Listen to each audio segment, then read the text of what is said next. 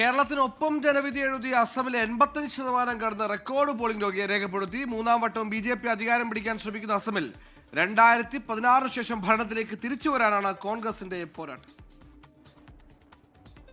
അസമിൽ യുവജനവും സ്ത്രീകളും വൻതോതിൽ പോളിംഗ് ബൂത്തുകളിലേക്ക് ഒഴുകിയെത്തിയ കാഴ്ചയാണ് കണ്ടത്.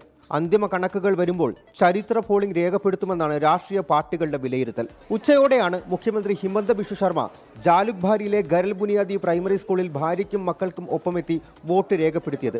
കോൺഗ്രസ് അധ്യക്ഷൻ ഗൗരവ് ഗൊഗോയ് രാവിലെ എത്തി വോട്ട് രേഖപ്പെടുത്തുകയും ചെയ്തു. വനിതാ സംവരണ ബില്ല് ഭേദഗതി ചെയ്ത് വീണ്ടും പാസാക്കി നിയമമാക്കാനുള്ള കേന്ദ്ര സർക്കാരിന്റെ നീക്കം അസമിലെ സ്ത്രീകൾക്കിടയിൽ അവസാന ലാപ്പിൽ ചർച്ചയായിട്ടുണ്ട്. ആരോപണങ്ങൾ ഉന്നയിക്കാൻ കോൺഗ്രസ് നേതാക്കൾ വ്യാജരേഖകൾ ചമയ്ക്കുന്നു എന്ന BJPയുടെ വ്യാപക ക്യാമ്പയിനും ഇന്ന് കളം പിടിച്ചു. പൊതുവെ സമാധാനപരമായിരുന്നു അസമിലെ പോളിംഗ്. അതിനിടെ കാബി അങ്ലോങ് ജില്ലയിലെ ദിബു മണ്ഡലത്തിൽ വോട്ട് ചെയ്യുന്നത് ചിത്രീകരിച്ച് സമൂഹ മാധ്യമങ്ങളിൽ പ്രചരിപ്പിച്ചതിനെതിരെ തിരഞ്ഞെടുപ്പ് കമ്മീഷൻ കേസ് രജിസ്റ്റർ ചെയ്തു. ഉയർന്ന പോളിംഗ് ശതമാനം അനുകൂലമായി ഭവിക്കുമെന്ന പ്രതീക്ഷയിലും ആത്മവിശ്വാസത്തിലുമാണ് ഭരണപക്ഷവും പ്രതിപക്ഷവും ഉള്ളത്. 24 ഡൽഹി.